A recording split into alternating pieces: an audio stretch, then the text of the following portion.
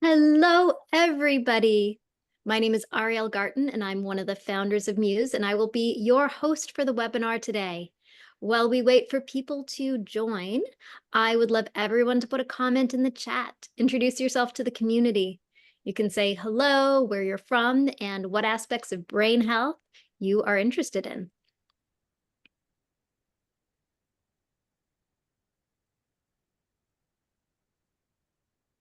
I see some raised hands. Hi, Mike from Iowa. Nice to meet you. You apologize in advance for your English, no worries. Hello, Ruth from Cambridge, Chris from Denver.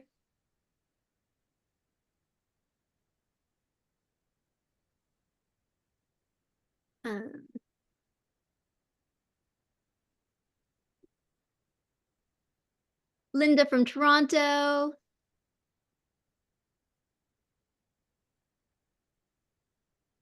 Sylvia from North York. We have David from the Lakes area. This is awesome. Welcome, everybody.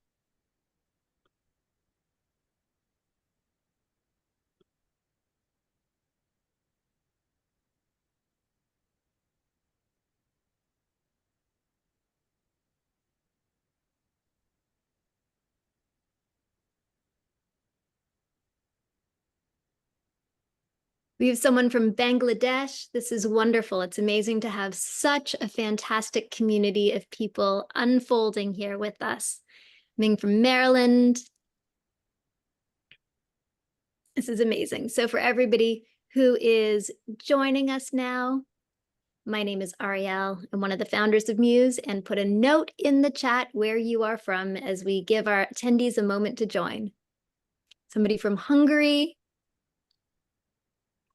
Fantastic.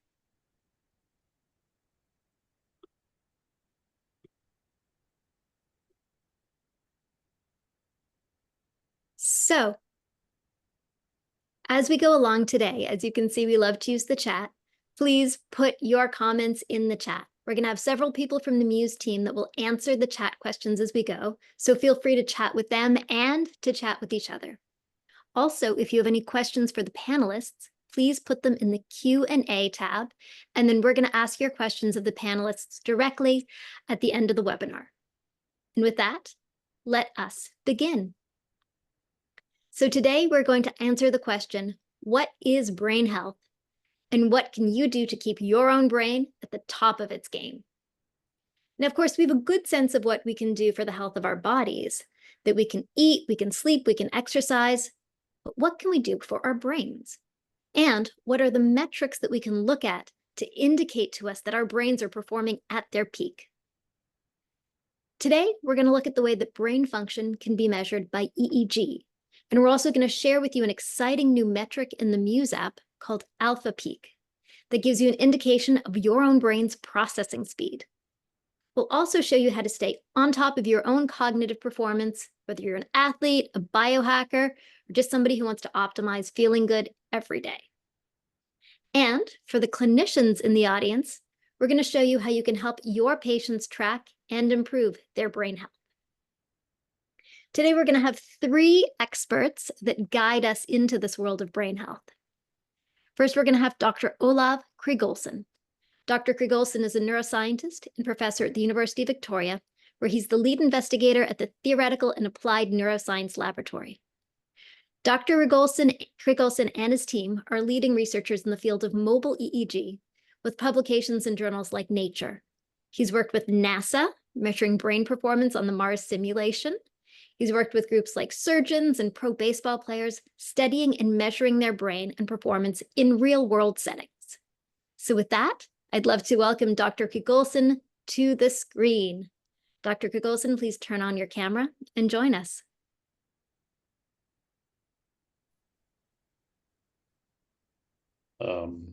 Sorry, I need the host to let me. Emma, if you could allow Dr. Krigolson to turn on his camera. He will be with us momentarily. Awesome, here we go. Welcome to the screen. Thanks, Ariel. Good to see you again. Always a pleasure to see you. So I'd love you to kick us off, the amazing professor that you are, telling us simply what is brain health and what are the things that we can do to optimize it? Well, in a general sense, brain health is pretty straightforward. Just like we want our body to function normally and, have our heart rate and blood pressure in an optimal zone, we want our brain to be healthy.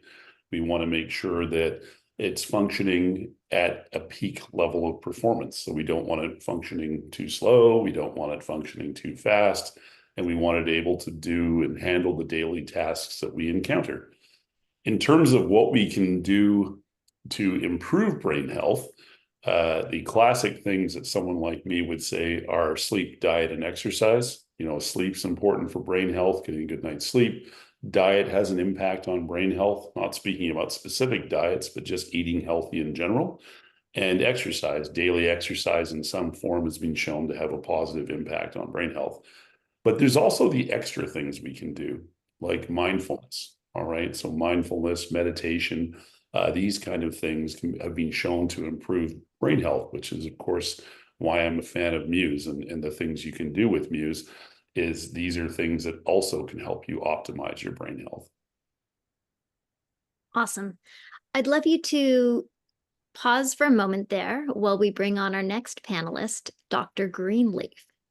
So Dr. Walter Greenleaf is a neuroscientist at Stanford University, and he has over 35 years of experience. He's an expert in clinical applications of virtual and augmented reality, and he was also the director of the Mind Vision at the Stanford Longevity Center, focusing on age-related cognitive changes. He's also currently the chief science officer at Muse. Hello, Walter. Nice for you to be here. It's wonderful to be here with you, Founder Garten. Thank you. So we just heard about Olav's top recommendations. As you think about what is brain health and what you can do for your brain, particularly as it ages, what comes to mind for you? Well, Olav mentioned several things that, are the key things.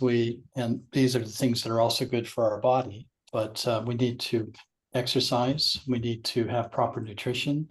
We need to get adequate sleep and reduce our stress levels. And one of the ways we can reduce our stress levels is finding pathways to chill out, to relax. One of the reasons I'm so excited to be a colleague of yours and to be working with Muse is it's an excellent way for people to learn to meditate and to relax. And providing feedback. And now that with the alpha frequency score, we can have feedback about our brain health and status that helps us understand ourselves a little bit more and helps motivate us to do the things we need to do, which again, to summarize, we need to nutrition, exercise, good sleep, reduce stress, and stay connected with each other. So all of these sound like the kinds of things we're told to do for our bodies. Why is it that in one sense, brain health is so complicated. On the other sense, it's sort of so simple that you just do these same things you do for your body and everything will be fine. Well, that's a very good question. I think our brain, of course, is part of our body, but it's also the most complex part of our body. And it does change with aging. And we do know there's some things that we can do in terms of cognitive exercises that can help address that age-related decline. As we do see some age-related declines in certain signals like alpha frequency, we also know, though, that there's more connectivity that is occurring, connecting different sections of the brain, and that often shows up as what we call as wisdom, being able to make the correlations between different information. So as we age, we might be distressed when we can't recall as fast a fact or a word or a name. But on the other hand, we also have the knowledge and experience and the connectivity among different parts of our brain that allow us to integrate and come to amazingly wise conclusions and recommendations. I love that. On that note, it's a perfect segue to bring on our third expert, and that is Jim Kwik. Jim, please come join us on the stage. So Jim is an absolute expert in teaching people how to improve their memory. So as Dr. Greenleaf said, as we age, maybe our memory goes, but, we're able to gain wisdom. Well, Jim teaches people how to also maintain your memory and improve your cognitive function even as you age. So to give you a brief introduction on Jim, he is a brain training expert extraordinaire. He kind of brain trainer to the stars, and his own journey comes from being a child with a head injury. He has an awesome podcast, and his book Limitless literally is at my bedside. So Jim, I would love you to share some of your tips and techniques for keeping your memory or improving your memory even as you age. Yeah, thank you. Real pleasure. And I love reading this chat. Big fan of Muse. So I want to thank you for that. It's been kind of it's like a secret weapon of sorts. I actually started on it October 10th of 2014. So it's been 10 full years. And so thank you for the work that you do. I mean, a good starting point, there's software where we teach people how to remember languages and facts and figures, remember names and faces, read faster. But there's also have to take care of the hardware, as everybody knows. When I speak at places like the Cleveland Clinic Center for Brain Health or other institutions, we know about 1/3 of our brain is predetermined by genetics and biology, but 2/3 is in our influence and control, and those numbers could shift a little bit. Just remember, if you want to remember 4 things, remember meds. Take your meds every single day, and it's not a pharmaceutical, but it's an acronym, meds. The M is meditation, and so sometimes you have to disconnect to reconnect. Your brain's not, meant to go 100 miles an hour all day. So taking a little pit stop, and so one of my, mindfulness practices, if you will, is using our Muse, and our whole team uses Muse also as well. I don't want this to, turn into a commercial, but it's a resource that everybody has access to. The E is exercise. Just want to remind everybody that number one reason you have a brain is to control your movement. And as your body moves, your brain grooves. When you exercise, you create something called BDNF, brain-derived neurotropic factors, which is like fertilizer for that neuroplasticity. You also create dopamine, serotonin, endorphins, all very important for cognitive health. The D in meds is your diet. What you eat matters, especially for your gray matter. Whole area of science called neuronutrition. So, there's certain foods that are very nourishing for the brain. Even though your brain's only 2% of your body mass, it requires upwards of 20% of the nutrients and the oxygen. Some of my favorite brain foods are things like, and everyone's a little bio-individual, right? People could talk to their functional medicine doctor or nutritionist and, your microbiome. Some people might be allergic to some of these things, but avocados, blueberries, I like to call them brain berries. Broccoli has something called sulforaphane. It's good for cognitive health. Olive oil. If your diet allows eggs, the choline in eggs leads to acetylcholine, which is very important for cognitive health. And green leafy vegetables like kale and spinach. You can make sure you get your omega-3s, your DHAs, if you will. And turmeric, that's a kind of a fun one. It helps to lower systemic inflammation. Walnuts are high in vitamin E, which can be very neuroprotective. Probably everyone's favorite, dark chocolate, not milk chocolate, kind of avoid the processed foods and the high sugars. So that's diet. And then, and there's also some supplements also. People don't get Limitless, some quick plug. We donate all the proceeds to Limitless to charity. Done over 2 million copies sold the past few years since it came out. To build schools in Ghana, Guatemala, Kenya. Also to fund Alzheimer's research in memory of my grandmother. Women are twice as likely to experience Alzheimer's than men. Yeah, there's a list of great foods and nutrients there also as well. And then S in meds is sleep. Just reminding everybody, one of the reasons, this is my my views here. When you sleep, specifically for your brain, you consolidate short to long-term memory. So if you have long-term memory issues, maybe do a at-home sleep test. Very convenient. Instead of going into a clinic, hooked up to all these things, you could do one at home. The sewage system in your brain kicks in when you sleep, clean out potentially the beta amyloid plaque that could lead to brain aging challenges. So those are just 4 things that's really critical. And again, they're free. meditation, exercise, sleep. So just prioritizing that. Your brain. I always wear a brain on my chest just to remind you to love your brain. Sometimes what you see, you take care of. You see your car, your skin, your hair, your clothes, when it's not up to par, but we don't always see the thing. So in every photo, even, when we've taken photos together, I always point to our brains and just to remind people to know your brain and love your brain. Awesome. So this is fascinating. We have 3 experts here on the brain, all from different angles, and they've basically all said the same thing: diet, exercise, sleep, meditation, and of course, love and social connection. So that leads us to the question, of course, of how do we do these things better and more often? There's a huge part of habit change that we tend to not talk about in brain health. Super quickly, anybody want to comment on how you actually create the habits to do the right things for your brain?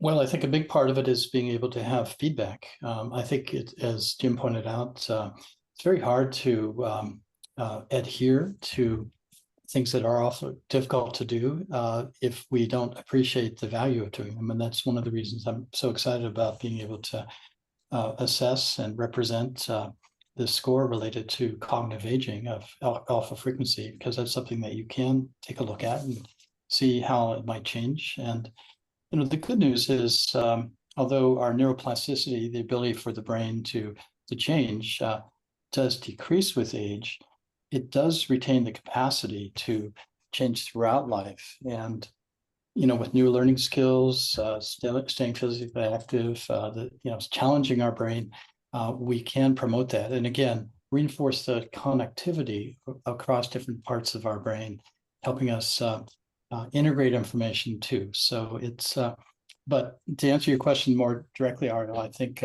it's pay attention, keep track, and measure where you can. Awesome. On that, I'd love to invite everybody in the audience to put in the chat what it is that you do for your brain health, or what you would like to start doing for your brain health and how.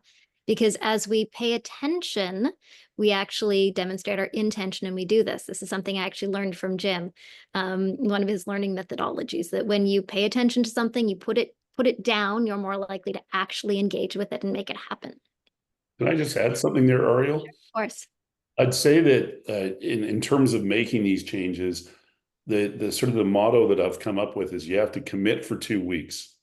So if you think about how many days you're alive, take 14 days and commit, because if you change your sleep, diet, or exercise, or engage in mindfulness, you need those 14 days to see the changes. So if you start going to bed earlier, you commit to a daily walk, you decide to improve your nutrition, or you embrace mindfulness, you need 14 days before you really start seeing the benefits. And I always encourage people that, like, it's just not, you can't just try it once. You just need 14 days in your life. Try it 14 days in a row, and you're going to see some differences.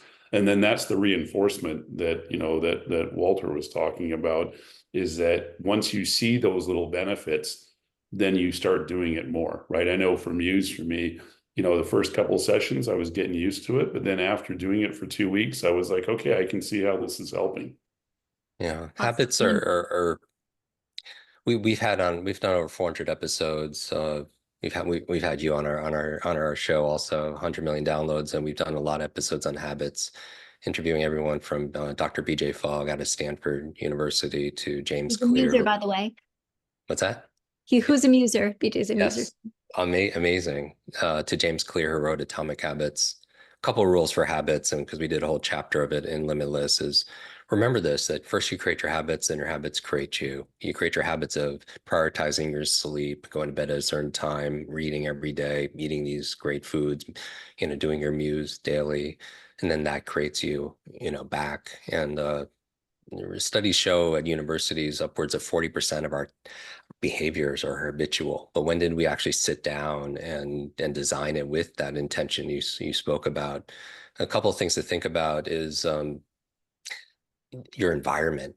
You want to really make the things that are good for you. You want to make it easier for you, and you want to make things that are more detrimental, more difficult.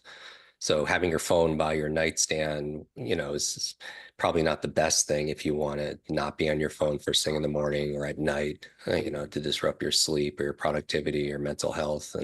But having your Muse at your nightstand, you know, is something easy. Like I have in my office a pull-up bar, you know, so it makes it really easy for me to utilize. And then that's the other thing, is having a trigger, right? When you're designing habits, it's a lot easier to stack habits. Like if you're making your coffee in the morning, that could be a trigger to do some squats or something. So when you chain link, if you will, you know, certain ideal behaviors to things you're already doing, it becomes, you know, you need the motivation, you need you know, a level of a behavior, but you also need a prompt or a trigger for that new And habit. Jim, you used the phrase design, and I think that's really key. And I think it's incumbent upon the technology developers and you know, as we move forward, to design for feedback. And one of the things I appreciate about Interaxon and the Muse system is that they do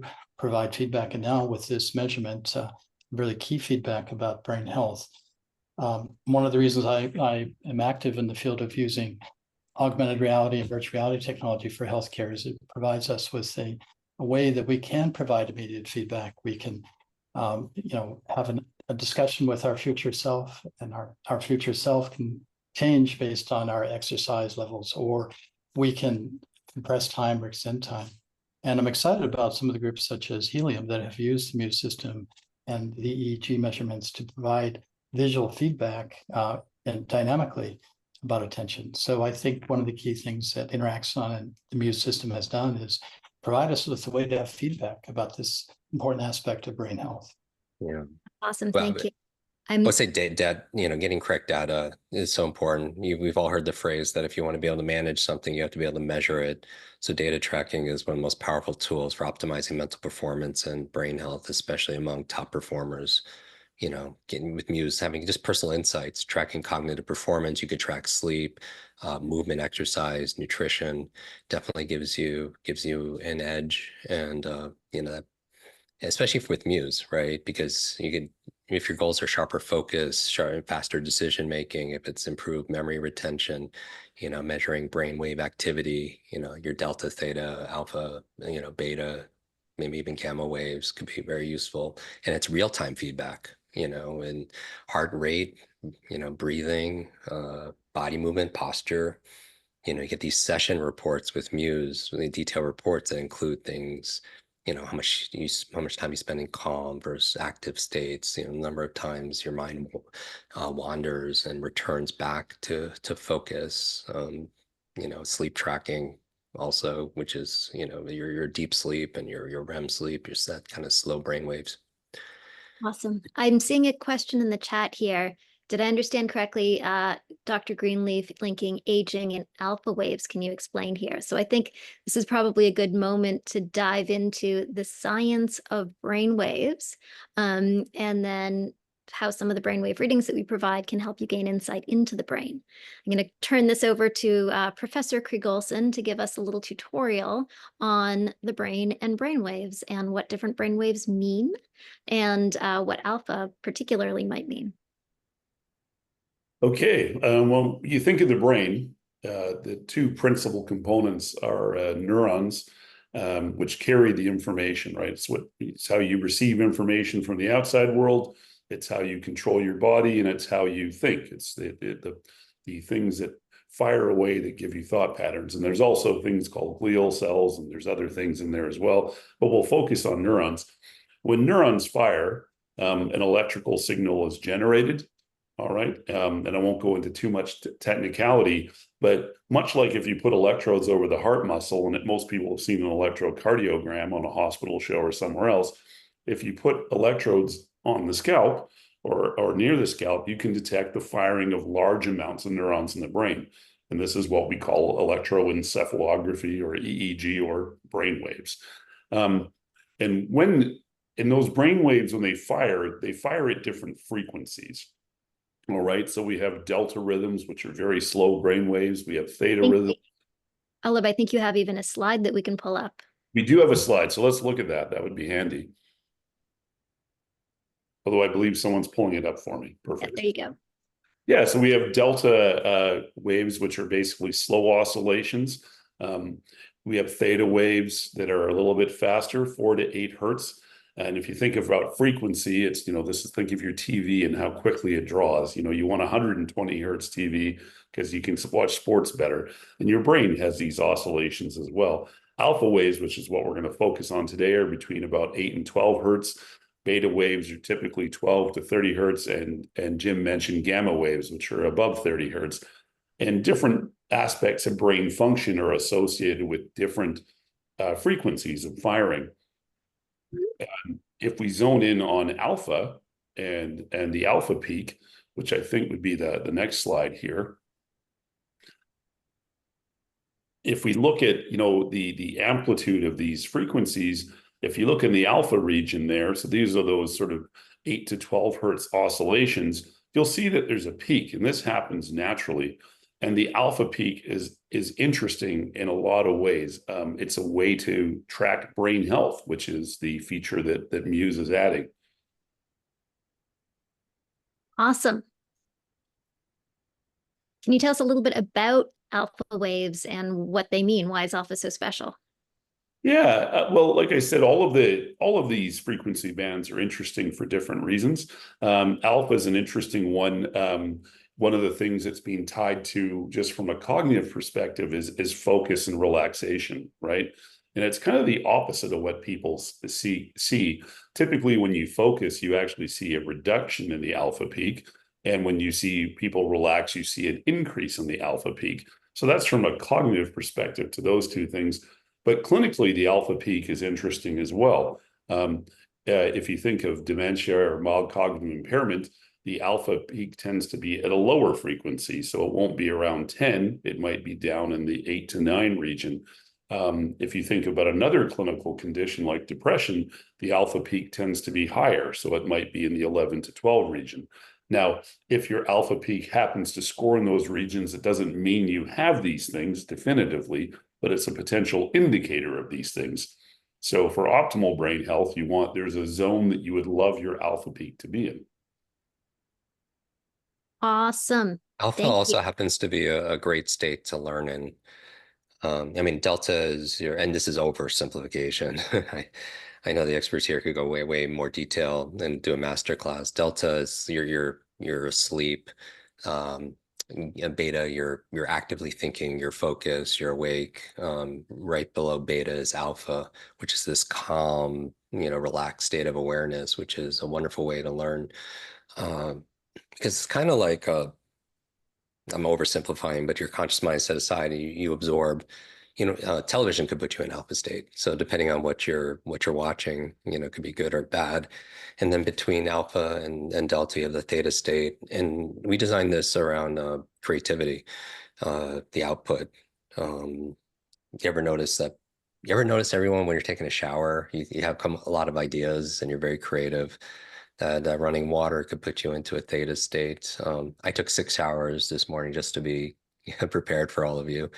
But it's that kind of, that deep relaxation, light meditation, where you're kind of going in and out close to that sleep state. Awesome. Thank you, Jim. And I know Jim has to drop off now, so I just wanted to thank Jim so much for joining, and we will put all of his links and ways to keep connected with him in the chat now. Thank you, Jim.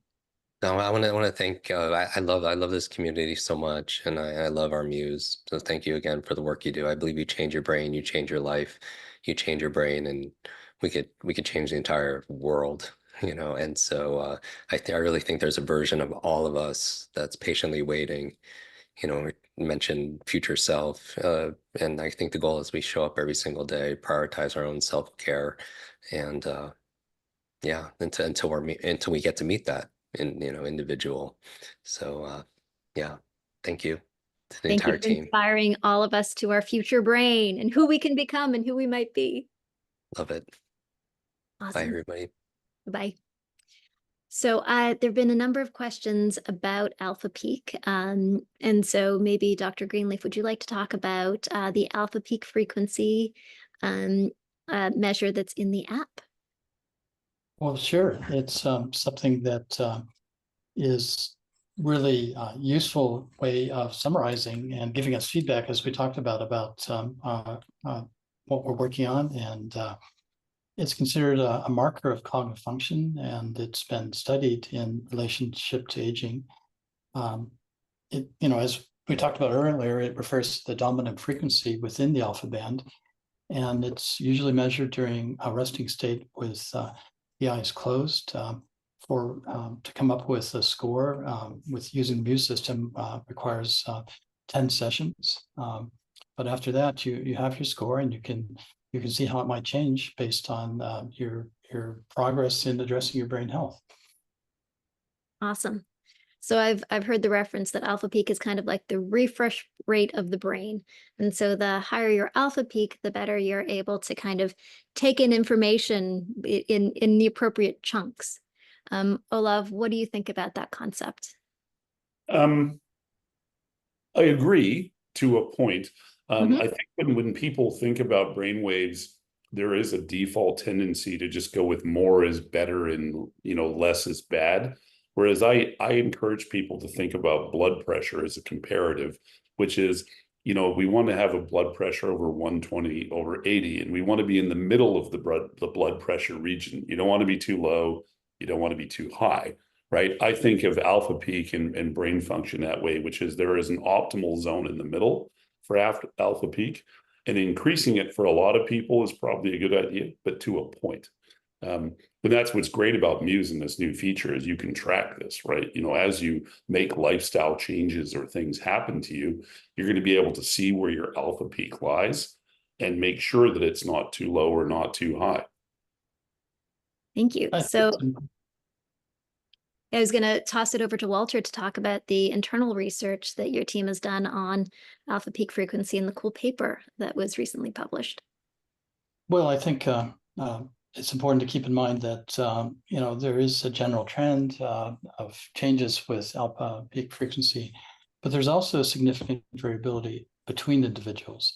So I would make sure that you don't compare your alpha peak frequency to someone else's and feel that there's a meaningful difference there, that there's no one score that's better than another. I think, as Olav pointed out, it's the changes over time that we need to point to. And getting to specifically to the research study, I think it's exciting because it also represents one of the new trends that we're seeing in research and science now, which is citizen science. There were, I think, 5,200 people who participated in the study by sharing their data for analysis, and that's pretty significant. That would be hard to do in an academic research center directly. So this is, I think, an example of one of the new ways that we're able to do clinical trials out in the wild and reach a variety of people, not just those that are close to an academic medical center. Awesome. So in this study, the Muse team looked at 5,000 some odd people and looked at their peak alpha frequency and was able to correlate alpha frequency with brain age, and also able to look at alpha type frequencies in sleep and see the correlations there. So it was an incredible machine learning undertaking to be able to parse this amount of data and actually identify trends in the data that had never been seen in the literature before. Well, and I think the ramifications and the importance of this cannot be understated. I think what we need is a biomarker that relates to cognitive aging and neurodegenerative disease. One of the things that has held up some of our progress is coming up with new interventions related to age-related cognitive decline and mild cognitive impairment, and in the worst case, neurodegenerative disease like Alzheimer's and Parkinson's and Lewy body disease is not having, using very subjective measurements of memory and executive function, et cetera, and having a more objective measurement that correlates so strongly with age-related cognitive decline is, I think, really going to improve some of the ways we can do research. So I'm very excited about that part of what was demonstrated in the publication. Thank you. We have over 200 publications with Muse, and now hundreds, probably in the order of thousands of researchers that are using Muse in a variety of ways. And so it's been phenomenal that the community has participated in the citizen science and enabling these insights on the brain. I know Olav has done quite a number of studies with Muse and has a new upcoming study on age-related cognitive decline, and tracking it using Muse and identifying biomarkers. And I would love to talk about all of this in so much detail, but we only have 6 more minutes left in the webinar and so many questions. Very quickly, I saw questions from clinicians. So let's just touch briefly on tools for clinicians to monitor and track brain health. And then I've see a number of requests for how do I use this feature? What is it? And so I'm going to call up Valentin from our product department to share more, but just hold on because I would love to hear what Dr. Greenleaf has to say about using brain health tools with clinicians. Well, as a clinician, you want to encourage your patients to do the things that are difficult to do that we know are good for our brain health. And adherence is one of the greatest challenges that as a clinician or as a care provider, to be able to have our patients focus on what needs to be done and giving them the feedback in order to do that. And we've already talked about what needs to be done, but you can use the Muse system for real-time neurofeedback, with sleep feedback about how they're doing with their sleep. You can share that data. The patient can share that data with you, and it allows you to track a score over time. And again, this gives you something to talk about, something to provide encouragement, and to provide the feedback that's necessary to help people do the difficult thing, which is to focus on often the challenging thing of getting enough sleep, exercising well, eating well, and learning how to manage stress. So that biomarker gives the clinicians a really fantastic tool to promote adherence. Awesome. Comment in the chat, any clinicians in the house, what you do with your for your patients' brain health. And what Walter was just talking about was a suite of brain health tools that are available for clinicians. If you want to learn more, just drop us a note. And on that, I'm going to answer what question that I've seen many, many times in the chat, which is, Valentin, could you walk us through the Alpha Peak feature, please? Recording in progress. Hi, everyone. What an exciting webinar so far. So I'm really excited to share a bit more details around our new feature, Alpha Peak Frequency, that you can now track in the app. I'll connect from my phone. Hopefully you can see it. Let's see if this works. You might have seen a little snapshot of my toddler there.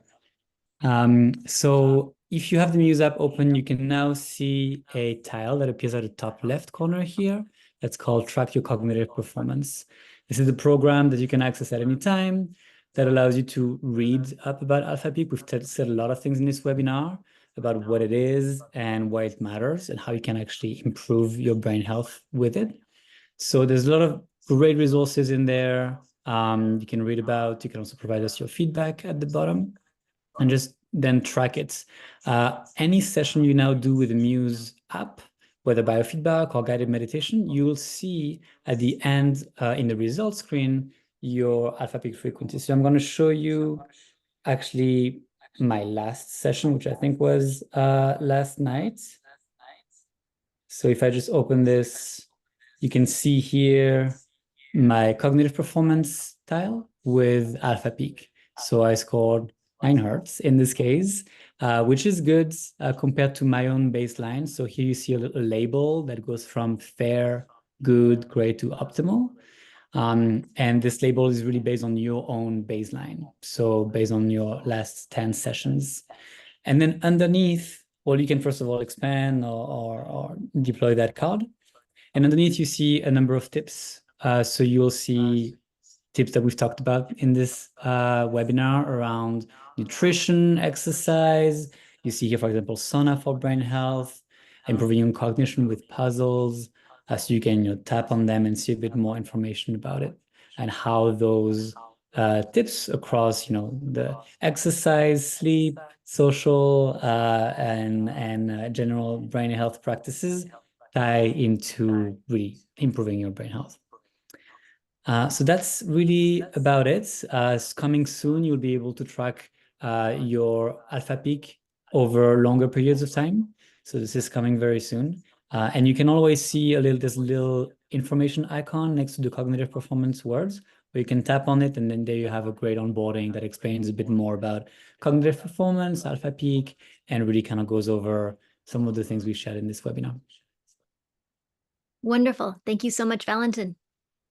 I'm now going to turn towards the questions in the Q&A. There are many, many, many of them. I'll just choose a few at random that seem to resonate. There's lots of questions, particularly around the use of Muse. So one is Muse planning to have more varied EEG neuron biofeedback sessions? So I will let you know that we have an awesome app partner, MindLift, and they actually make biofeedback specific, very awesome neuron biofeedback solutions that run with Muse, and you as a consumer or a clinician can sign up to use it. So you can look for MindLift, MYNDLIFT. Summer can put a link in the chat. So there's another question about the connection between brain health and gut health. Dr. Krigolson or Greenleaf, would you like to take that? One of you? Well, there is a relationship. The brain gut connection is something that was hypothesized, but now seems to be quite well established. So the reality is that if you have poor gut health and you're doing things that would promote poor gut health, that will impact your brain health. You have to think of the body as a whole, in a sense. So we want the whole system to be optimal. Thank you so much. Sorry, there's so many questions. Can we have some concrete examples working with athletes? Valentin, Dr. Krigolson. Well, I can tell you, we did a study with Muse a couple of years ago now, and we were looking at baseball batting performance. And what we found, the idea was coaches and athletes talk about being in the zone, right? So when they perform better, they're in the zone. And we worked with a local professional baseball team here, and we found that when the athletes had lower beta power, so the beta oscillations that we looked at earlier, they were batting better. And when they had higher beta oscillations, they weren't batting as well. Now it's a preliminary finding. We published it in a journal and we had a decent number of athletes, but there is this very specific example where we're able to tie brain oscillations to sports performance. Thank you so much. All right, we're getting a lot of questions around what is the optimal alpha peak frequency. I'm going to toss that back to Dr. Krigolson. Well, as a scientist, I hate to sit on the fence, but I'd say it's a work in progress. For a long time, it was assumed that 10 was the optimal number. I have a gut hunch that that's because 10 happens to be in the middle of the alpha frequency band, and it's what seems to pop up. But I would say that it's probably around 10. But what's really interesting is with this feature being unveiled with Muse and with the number of Muse users, we will have a very definitive answer on that as all of this alpha peak data comes in. What we know to be true at this time is that too low is bad and too high is bad. In terms of an exact value, hard to discern. But I would go back to what Dr. Greenleaf said as well, is you can never lose sight of individual variation, which is, the optimal alpha peak frequency might be different between us. Because one of the things I find surprising is everyone thinks our brains all look the same and are the same, but just look at the outsides of our bodies. We're all different heights. We have all sorts of different, body shapes, sizes, colors, you name it. Well, our brains are all different. So the optimal alpha peak frequency might be different for different individuals. It's important. I agree completely with that. And I think it's important to keep in mind that we're always learning, we're always changing. Our brain does adjust dynamically. There's phenomena such as perceptual learning, where we adapt to our experiences. And we need to have some sort of way of focusing on what works for us. And I think it's important to have some way of both being introspective and aware, and also to have some objective measurement that we can look at and say, I didn't sleep that well last night, and today I feel this way. So I think the more we can leverage tools to help us understand our brain health better and turn that into some sort of action, that's the issue. And it's not so much how much I compare to someone else, or even how much I compare to how I was a year ago. I think it's more, how can I use this information to help me see the connectivity, the processing, and my own sense of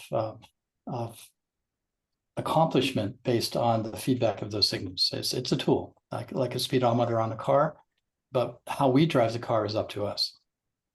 Awesome. I've seen lots of questions in the chat. It says it's 10 and it says I'm at optimum. It says it's 8.9 and it says I'm at optimum. What does that mean? It means how we have regulated it is based on the idea of what is optimum for you. So to really double down on what both of the scientists have shared with us today, everybody's different. And so the question is, where are you in the range for you? And so we don't give you the range, we don't give you your peak frequency until you've done 10 sessions, until we can really look at a significant amount of data. And then we start to sort of compare yourself to that baseline and allow yourself to be curious. Okay, my peak frequency seems to be going down. How am I feeling? It's going up. How am I feeling? What are the ways that what are the things that I do that make me feel better in my life? And does that correlate with an improvement here? So it's a tool that is a personalized tool, just like there's no, ideal. I'm 5'2" and that's what I am. There's no ideal height for people. You are what you are. However, unlike your height, there are things that you can do to shift and change your mental health, and things that you can do to shift and change your brain's health and your brain's function. I saw a question in the chat that said, does TBI affect alpha frequency? And of course, every TBI is different and every brain is different. But yes, when you have something that is dramatically impacting the ability of your brain to regulate itself, you end up creating dysregulation in the system. And markers like your alpha peak frequency are really a measure of, is your system able to organize itself effectively? So when you look at the alpha frequency, what you're looking at is the sum total of the neuronal functioning and firing of billions of neural connections. And all of that sums up to this, perfect harmony, this nice resonant frequency of 8, 9, 10 hertz. It's quite extraordinary that happens. And when parts of that brain start to not function in harmony with everything else, you don't have that contribution to your alpha frequency. You don't have that contribution to that, beautiful pulsing rhythm. It's really like an orchestra all playing at once. When everybody's playing in the groove and to the beat, you see this awesome beat that starts to happen, that you hear the orchestra working together. When the instruments are out of tune, when somebody hasn't rehearsed their part, when people are, cellist is feeling sick today, it doesn't come together as effectively. And this metaphor really does tie quite nicely to the brain and to EEG, because it really is the sum total of the synchronous activity all working together. And when some of it starts to be dysregulated, you end up dysregulating that system, which means that you might see shifts in your alpha peak frequency, and you might also see shifts in the amplitude. So any brainwave frequency has two aspects to it. One is the frequency, how fast it's going, how fast everything is resonating together. And the other is the amplitude, the amount of power, the amount of your brain that's all working together at that moment. So when you close your eyes, for example, you go from much, brain with a lot more stimulation, where you see more of a distribution, more even distribution of your brain waves. As soon as you close your eyes and you reduce the visual input, you start to see a sort of a gathering of more brainwaves in one place. It happens to be alpha, because you're seeing more of your brain able to regulate the same way because that noisy visual system is gone. Same in sleep, you regulate into this even delta, beautiful symphony. So those are some ways to think about brainwaves and the beautiful concert that's happening in your own brain. And, there are, go ahead. Oh, I was going to say, even though, it is important to pay attention to our own brains, I think we need to keep in mind that we're all in this together. And there's ways we as a community can learn and discuss and help each other address these issues. And I think one of the things I enjoy about working with Interaxon and Muse is there is a Muse community. So discussions like this and also offline, I think, are important ways for us to share information and help each other do the difficult thing of keeping this very important part of our body at its optimal state by learning and working with each other. Awesome. Thank you so much, Walter. Thank you, everyone. There are still a lot of questions in the chat, so I'm going to remain for a few more minutes and blast through as many questions as I can to make sure that everybody gets their answers. Drs. Krigolson and Greenleaf, you're welcome to drop off if you need to go. So thank you so much for your participation and your wisdom and your insights. Well, thanks for having me again, Ariel. It's always a pleasure. And I just want to say, if anyone's interested in the neuroscience of everyday life, I do have a podcast, That Neuroscience Guy, and I talk about how neuroscience impacts your daily life. Amazing. And Summer will put a link in the chat to your podcast. Thank you so much. And I look forward to having you back on to talk about more of your studies and your work. Anytime, Ariel. It'd be my pleasure. Thank you. I'm excited to be here. Thank you. Thank you. All right, Muse community. It is so amazing to see everybody's enthusiasm. And also, I wanted to thank you all so much. I will keep answering questions. Thank you all so much for participating in the science and participating in answering questionnaires, etc. It helps scientists like Dr. Krigolson, as well as hundreds of other scientists, really have the information required to parse what is going on in the brain, because there are not a lot of resources in which you can gather brain data from so many people in so many different environments and ask scientific questions. So it's quite amazing. Thank you so much for sharing and participating in the science. So with that, I'm going to blast through as many questions as I can here as quickly as I can. First one, can Muse be used to prevent or even delay dementia? So according to FDA and many, all good ethics, I cannot say that. However, it has been shown that meditation can be beneficial to dementia. In fact, there are 2 studies currently going, one at University of Rhode Island, the other at Baycrest and the Center for Aging and Brain Health Innovation, using Muse for people with Parkinson's disease, specifically using it as a meditation intervention, just Muse meditation, and seeing if it's able to improve their Parkinson's disease. This was a thesis that 2 different groups had, and likewise, Muse has been used for age-related cognitive decline.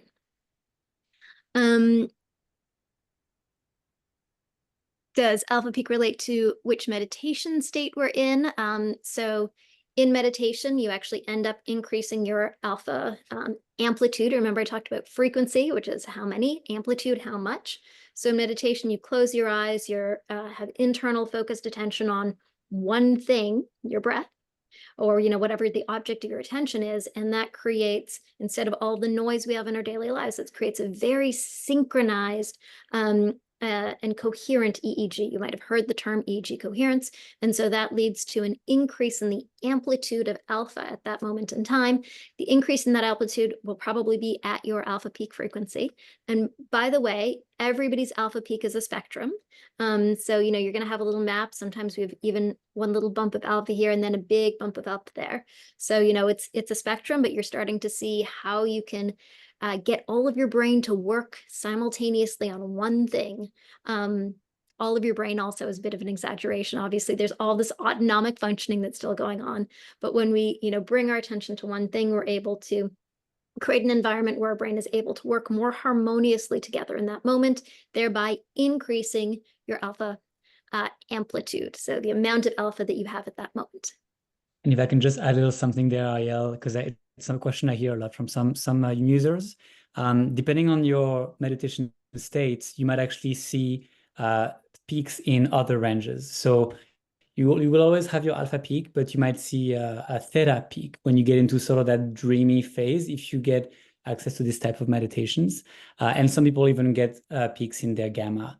And so you might have heard the phrase of I was in a gamma state or I was in the theta state. That's sort of what it refers to. It's quite rare, I'd say, but it may happen depending on sort of the type of meditation you do or how deep you go into it.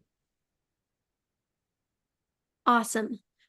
Question, what was Jim Kwik's supplement? I don't think he specifically mentioned a supplement, but he mentioned lots of food, sulforaphane, which you can find in broccoli, blueberries, walnuts, which are high in vitamin E, turmeric, which you can buy typically as curcumin.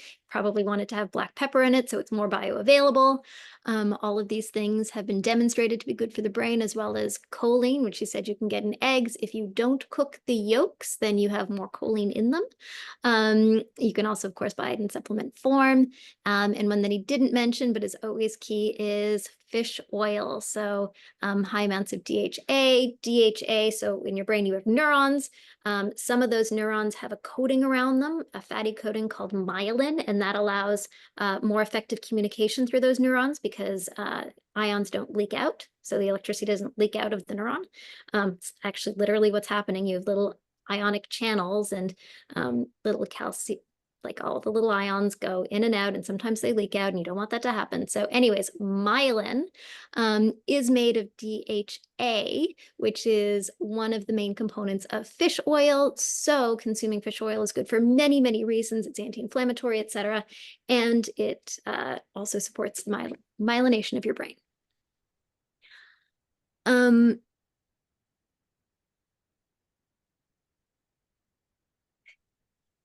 Question, somebody researches the effect of donkey-assisted mindfulness and pet-assisted mindfulness, which is lovely. Your pets can absolutely make you feel calm. Do you think it's possible with Muse to measure it?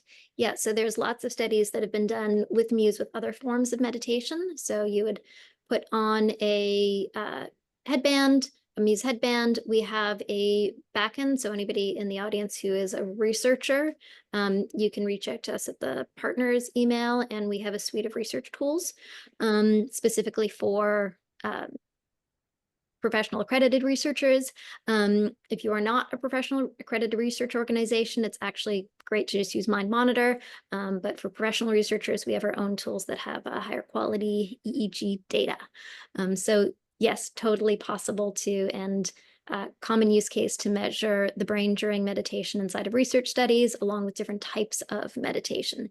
In fact, the IONS, the Institute for Noetic Sciences, they're about to deploy a very large study using Muse, which will be available to the whole Muse community, looking at 4 different types of meditation and its impact on your brainwaves. And there's another app called Go Deeper, which will be deploying a study as well. So lots of fun meditation brainwave studies upcoming. And Valentin, if you see any questions that you'd like to answer in the chat, please just jump in.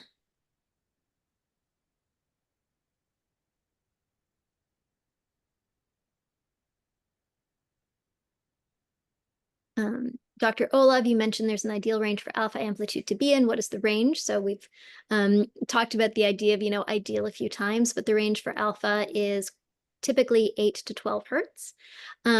Interesting, I saw another question about the sleep paper. So in the paper that Dr. Greenleaf mentioned, we looked at the EEG of individuals while meditating and looked at alpha peak frequency and then at sleep. And in sleep, the most predictive marker of age was sleep spindles. And sleep spindles are between like 13 to 15 hertz. So in some senses, you could think of those as like a high alpha, low beta. So it does seem to be that this signal, both in wake and in sleep, seems to be a strong correlate of your age. The question specifically was about what is the ideal range. So as we heard, it varies from person to person. It does tend to correlate and vary with age. So I can't say, what is a good alpha score, but you can, kind of look as you age, you expect your alpha peak frequency to start to decline. Mine was higher when I was younger. As somebody who's been measuring my brainwaves for many years, my alpha peak frequency has shifted down. But I also do a lot of brain health practices, and my alpha peak frequency is still quite robust. So it varies from person to person.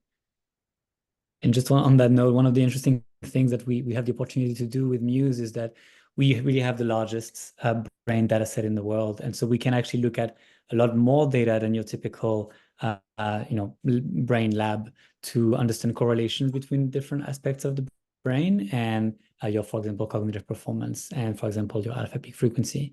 And so those are things that we're looking into to try and really decode the brain better. So multiple research papers ongoing to try and democratize as much as we can the impacts of different practices on the brain health and how those correlates work together. Awesome, thank you.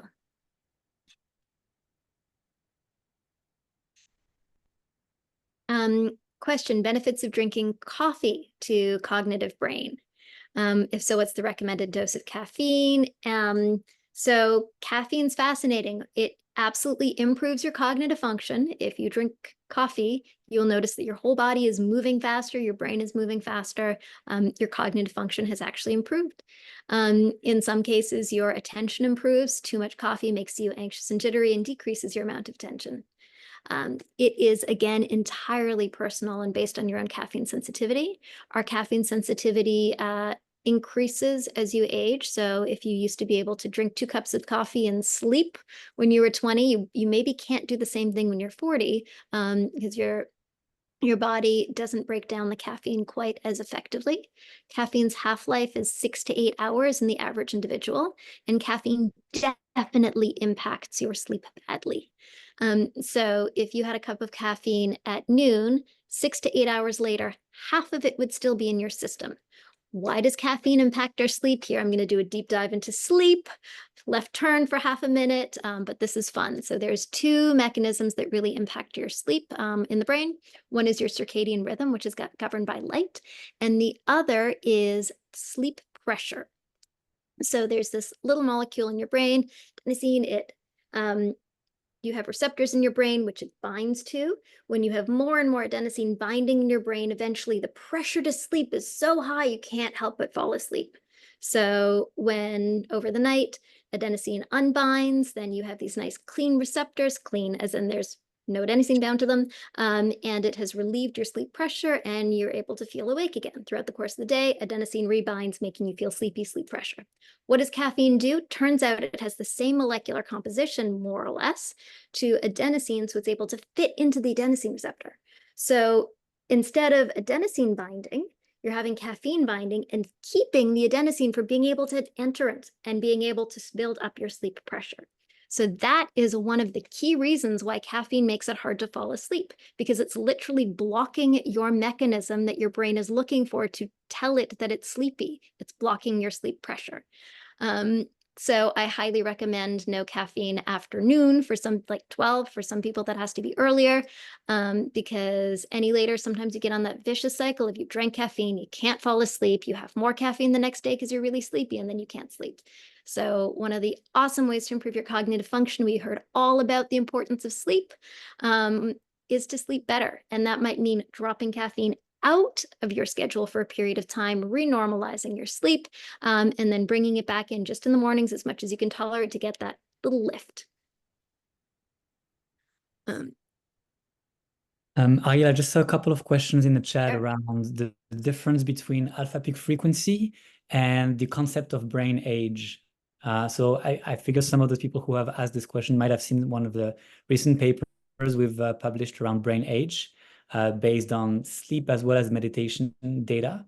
And so I just want to clarify a little bit both things here. So alpha peak frequency is really one of the metrics that are pretty standard to look at in the brain. It correlates really well with cognitive performance, but it's, you know, it's still one of the many that you can look at. Brain age is a bit more holistic. We've looked, right now it's more an internal metric we came up with. We don't really have that available in the app today, although it's something we're considering. And it's looking a lot more holistically at your entire brain data, both in sleep and in regular meditation. It requires more calibration as well than the current alpha peak frequency metric. So I would just think of it as alpha peak frequency is right now the cognitive performance score. It correlates really well with that aspect of the brain, but the brain is a lot more than just your cognitive performance. And so the health of your brain is more captured by the concept of brain age. Awesome.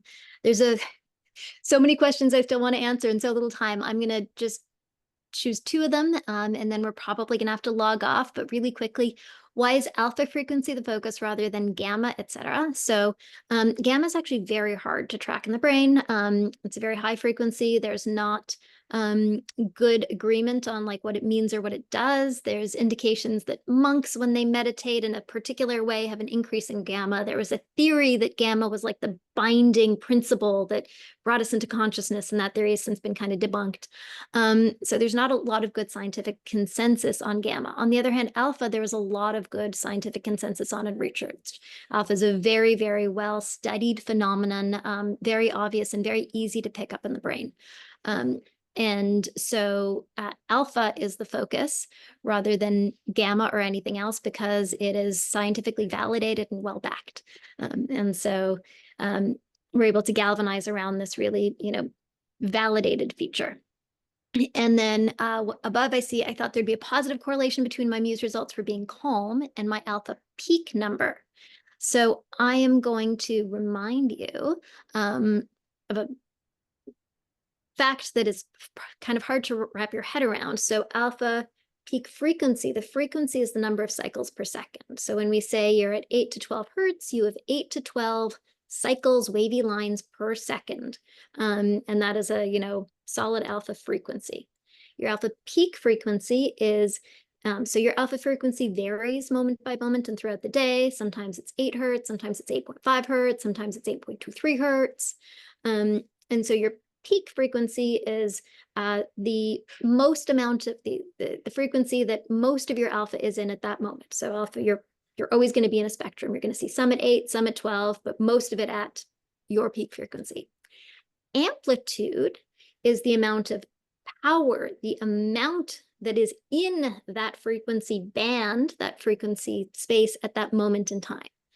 So when you meditate, you get into calm, focused relaxation. You're decreasing your external sensory processing. You're activating the parts of your brain that are on internal attention.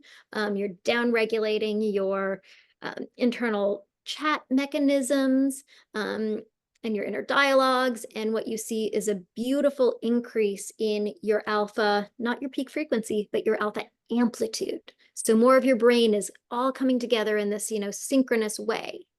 So that is the amplitude, and you would certainly see a correlation between your alpha amplitude and your calm score. Whereas your alpha peak frequency, you could have that amplitude wherever your own alpha peak frequency is. So you can think of it as the refresh rate on the brain is your frequency. The amount of your brain that's all working together within that rate is your amplitude. And with that, I'm going to have to sign off for today. But this is incredibly fun. I so love the time that we get to spend with the community, answering all your questions. Please continue to put any other things that you want to share with us into the chat. We will leave the chat open for a little bit, and then we'll go back and try to reach out to people and also answer your queries from the chat. So it's been an honor and a pleasure to spend time with you today. And I wish all of you a wonderful day. Thank you, Aya. Thank you, everyone. Thank you.